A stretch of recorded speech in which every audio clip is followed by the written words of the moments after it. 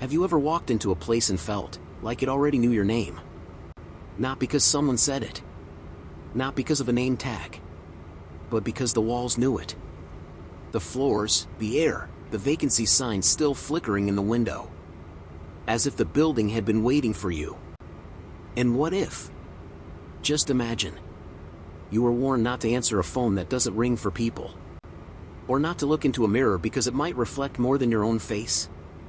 Would you stay? Yeah. I did. And my name is Cody. I was the night receptionist for a hotel called the Hollow Pines Inn. A place buried so deep in the Arkansas woods it practically exists off the grid. There's a town around it, Maple Glade, but calling it a town is generous. It's one road in, one road out, no street lights, and the kind of cell service that dies the second you say, hello? From the outside, it looks like the kind of place someone's grandmother might run. Peeling white paint, wraparound porch with a crooked swing, and a little fountain that burbles but never flows. Quaint. Quiet. Dead quiet. But inside? Inside, the place watches you back. I started my shift on a Friday night. One night. That's all I lasted. And looking back, lasting even one feels like a miracle. I showed up around 10:30 p.m. Shift was 11 to 7. A man greeted me in the lobby, Mr. Granger, the manager. Short, stiff posture like someone carved him from oak. His eyes were this cloudy, pale blue, the kind of eyes you see on a fish left too long on ice. And his smile didn't match the rest of his face. It looked rehearsed. Son, you ever worked nights before? He asked as he handed me a ring of heavy iron keys. No electronic fobs, no codes, just iron. Not really, I said. But I don't mind the hours. He gave me the slow nod, then gestured toward the front desk. Everything you need's there. Coffee in the back. Cot if you get tired. And no check-ins after midnight. I forced a laugh. Easy enough. He didn't laugh back. He didn't even blink. Instead, he reached into the drawer behind the desk and pulled out something thick and glossy. A laminated sheet, yellowing at the corners. 11 rules. Printed in bold, black, government-type font. The last one? Double bold. All caps. Like it was the only one that really mattered. The rules of the Hollow Pines Inn, night shift. Lock the front doors at exactly 11:01 p.m. Not a minute before. Not a minute after. If the lobby phone rings and there's no one in the lobby, do not answer it. If a guest named Mr. Black asks for a room, tell him we are full, even if we are not. Between 2:13 a.m. and 2:27 a.m., you may hear a baby crying from room 204. Do not go up there. No one is in that room. If you see a woman in a green dress staring through the front window, do not make eye contact. Turn off the lobby lights until she leaves. The mirror in the hallway by room 108 will show things that aren't there. Avoid looking at it after 3 a.m. Never go into room 103. It is always vacant. It must stay that way. If the power goes out, don't panic. Stay behind the front desk and keep your eyes on the service bell. If it rings, someone is trying to come through. At exactly 4:44 a.m., you may hear someone whisper your name. Do not respond. Even if it sounds like your mother. Do not, under any circumstance, take the elevator between 1:30 a.m. and 2 a.m. If you break a rule, apologize out loud. Say, I acknowledge my mistake. It won't happen again. Then pray it's enough. I remember staring at that list and thinking it was a joke. Some twisted hazing ritual for new employees. But Mr. Granger wasn't joking. He never cracked a grin, never explained a thing. Just handed it to me like it was the 10 Commandments, then left without another word. At 11:01 sharp, I turned the bolt on the front doors. And as the click echoed through the empty lobby, it felt final. Like the building had just inhaled me. That was the last moment things felt normal. What happened next? Well, it wasn't one big event. It was a slow unraveling of reality.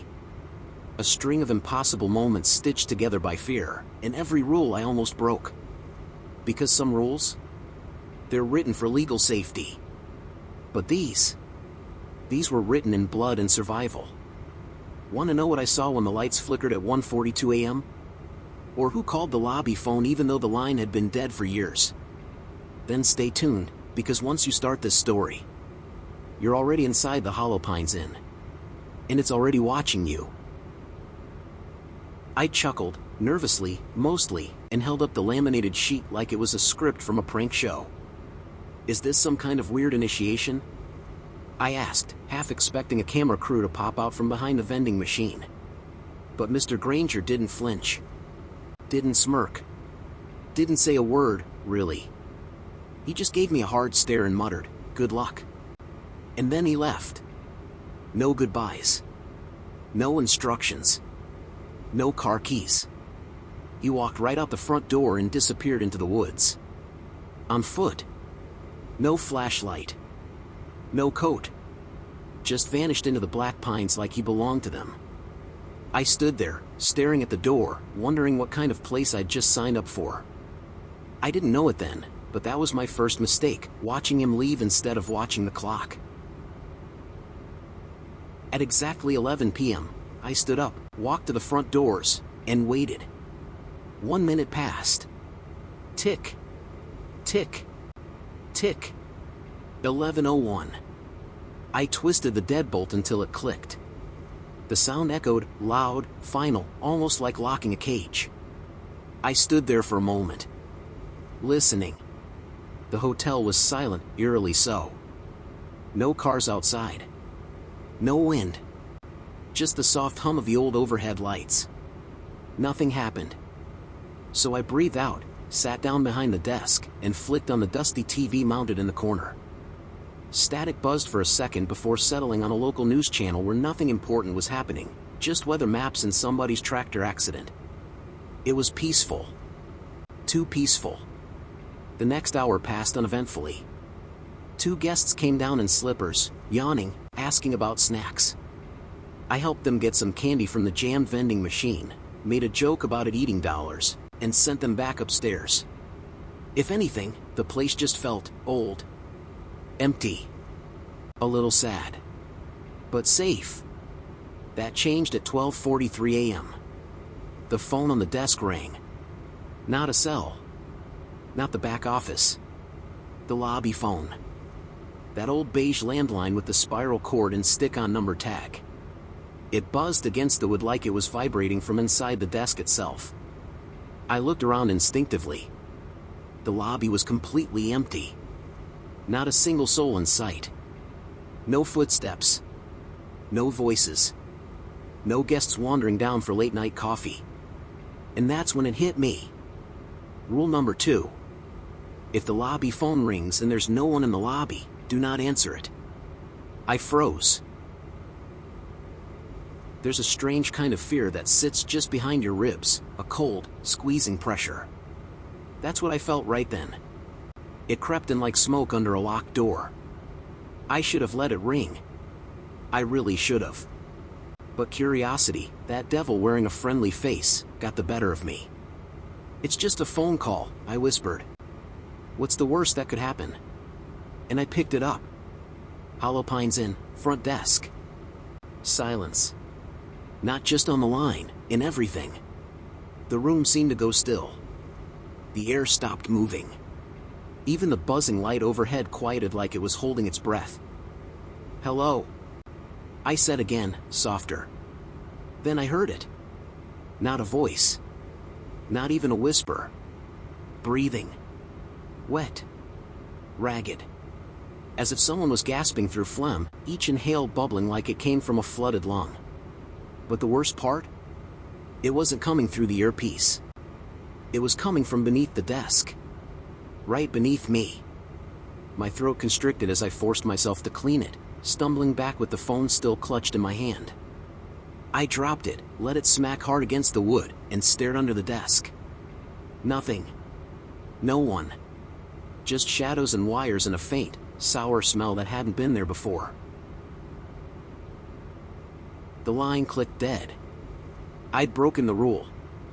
And suddenly, I remembered rule number 11. If you break a rule, apologize out loud. Say, I acknowledge my mistake. It won't happen again. Then pray it's enough. I didn't wait. My voice came out dry and cracked. I acknowledge my mistake. It won't happen again. The lobby stayed still. No lights flickered. No breathing returned. No phantom figures crawled out of the darkness. But something had shifted. The air pressed in around me, thicker, heavier, charged like the atmosphere right before a lightning strike. And deep inside the building, I swear, I heard a door click open. Somewhere I hadn't touched.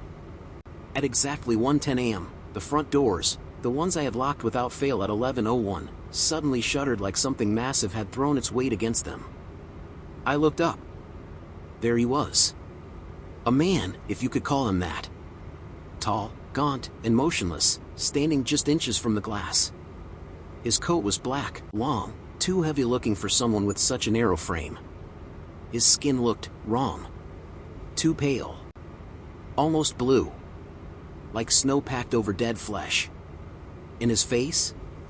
No eyebrows. No hair. Just two cold dark eyes and a mouth that moved slowly. He didn't knock. Didn't speak. He only mouthed the words. Room, please. My throat dried out instantly. My fingers found the laminated rule sheet and gripped it like a lifeline. Rule number 3 burned in my mind. If a guest named Mr. Black asks for a room, tell him we are full, even if we are not. I reached for the desk mic, hand trembling. The air felt sharp now, like it had grown teeth. I pressed the button. My voice came out too soft at first. I cleared it, forced it, and tried again. Sorry, sir. We're full tonight. The man didn't move. He just tilted his head, just slightly, and smiled.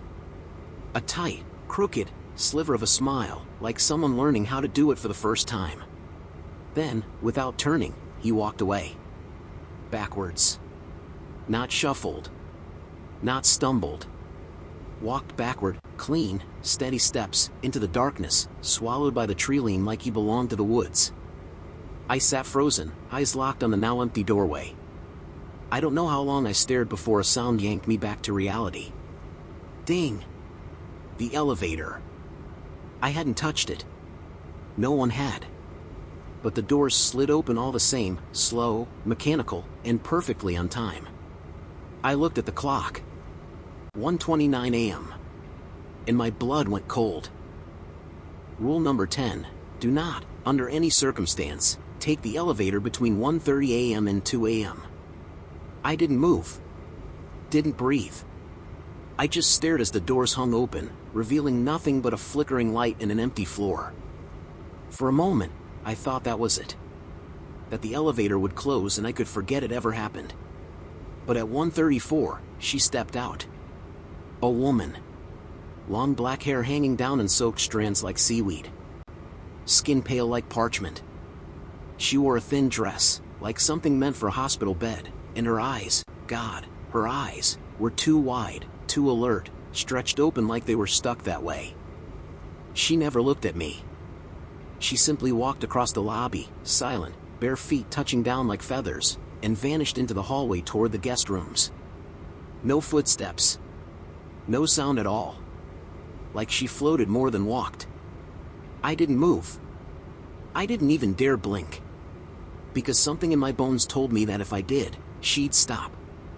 And turn. And look. At 2:13 a.m., the next horror arrived, not through the door or the elevator, but through the walls. It started soft.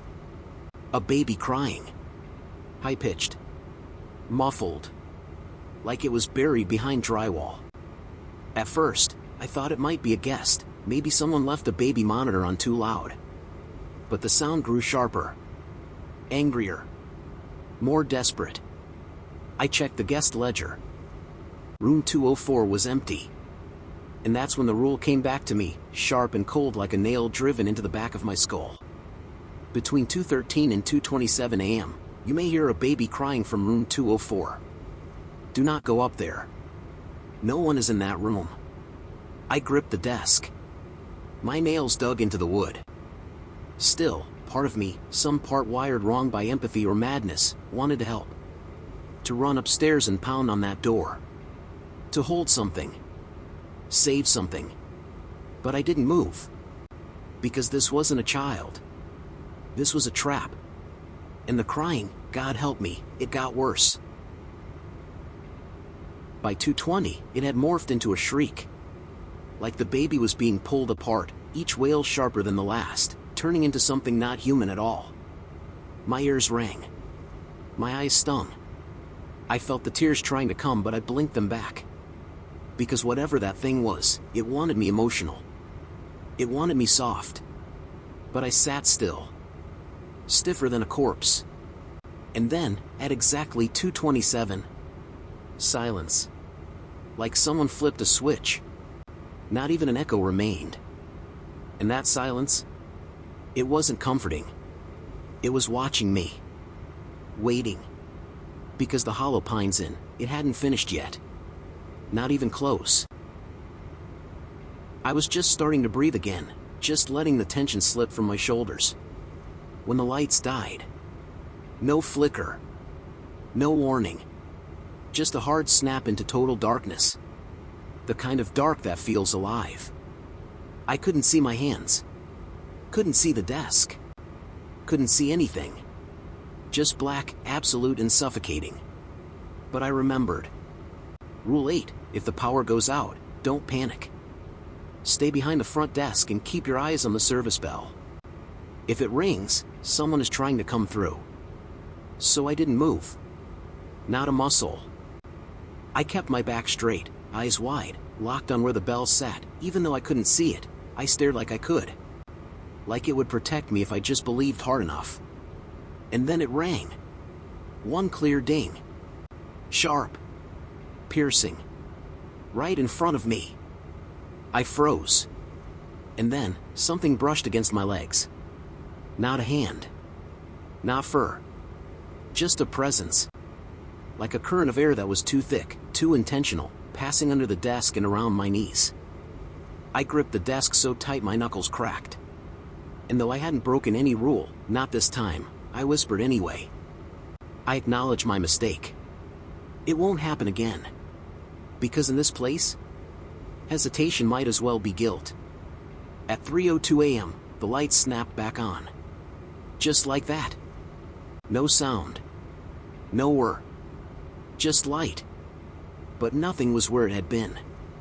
The air felt different. Like it had shifted dimensions while I was trapped in the dark. At 3:05 a.m., I made a decision. I had to use the bathroom. My bladder didn't care about ghosts.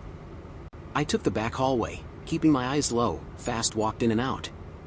But on the way back, I passed the mirror by room 108. And like an idiot, I looked. Rule 6, the mirror in the hallway by room 108 will show things that aren't there. Avoid looking at it after 3 a.m. In the reflection, I saw myself. Standing perfectly still. And behind me, a man. Tall. Unmoving. Face long and gray. No eyes. Just smooth skin stretched over bone, like something unfinished.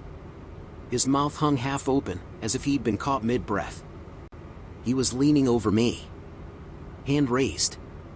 About to touch my shoulder. I spun. The hallway was empty.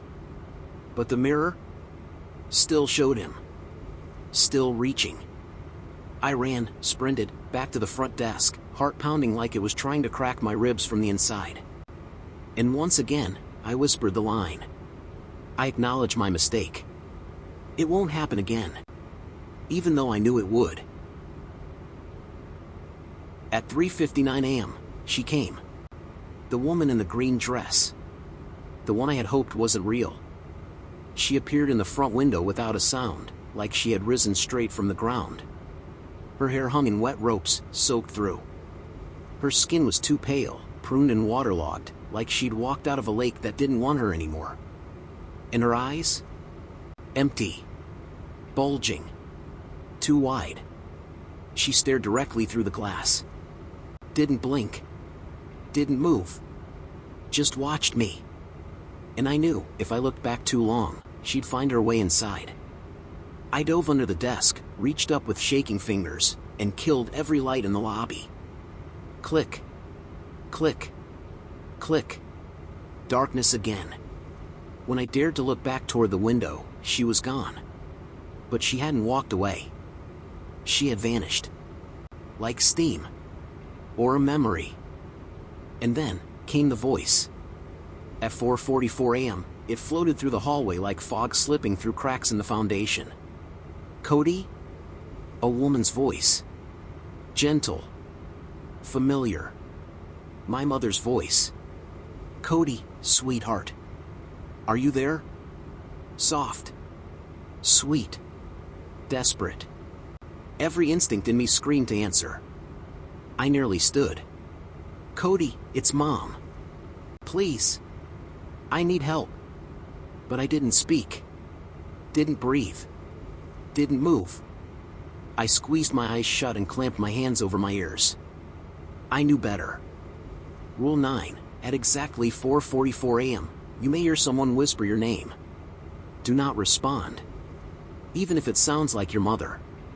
And it sounded exactly like her. Too exact. Too perfect.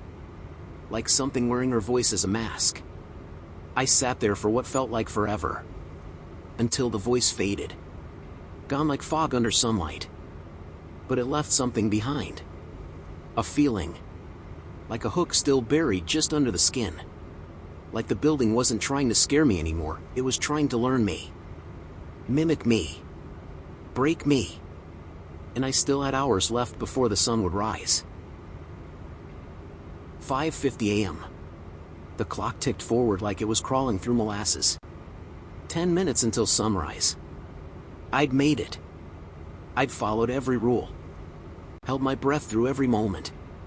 Whispered the line more times than I could count. For the first time all night, I started to relax. That was my last mistake. Because the elevator dinged. Again. The doors parted with a hiss, and out stepped a boy, no older than 10, dressed in soft blue pajamas, blinking like he'd just woken from a nap. His hair was messy. His face round, unthreatening. Lost. Hey, I called gently. You okay? He nodded. His voice was small, polite. Can you help me find my room? Sure, what number is it? He smiled slightly. 103. Everything inside me locked up. My legs rooted to the floor. Rule 7, never go into room 103. It is always vacant. It must stay that way. I took a step back, palms raised. Sorry, kid. No one stays in that room. His face twitched. Confusion at first. Then something darker moved across it like a shadow crawling beneath his skin. His eyes turned black. Not just dark, black, like ink spilled across a page. His mouth stretched, too wide for his face, tearing at the corners. And then, he whispered. You answered the phone. The lights died again. Darkness fell like a hammer. And the bell rang. Ding! The sound sliced through the dark like a scream underwater. I panicked, genuinely lost it. I didn't whisper this time. I yelled it. I acknowledged my mistake. It won't happen again. But the dark didn't care. Because this time, it wanted me to scream. And then, everything went black. I woke up hours later, lying on the thin cot behind the desk. Sunlight poured in through the windows. Golden. Gentle. Unnatural in its calm. Mr. Granger stood over me. Same stiff posture. Same cold blue eyes. You made it, he said, like he was commenting on the weather. My throat felt raw. My skin was ice. I sat up slowly. What the hell is this place? He didn't answer the question. He just handed me a check. You made it. That's what matters. He paused. Tilted his head. Most don't. That was all. I didn't ask anything else. Didn't want to know. I stood. Walked out through the same doors he once disappeared through. And I never went back. But sometimes, late at night, when everything's quiet, when the wind stops and the house creaks and the phone charger hums, I swear I hear it. That baby crying. Somewhere faint. Far away. But getting closer. And I don't pick up the phone. Ever. If you've made it this far, you're a legend. If you're loving the story, hit subscribe. It helps the channel grow and lets me bring you even more awesome stories. Your support means everything.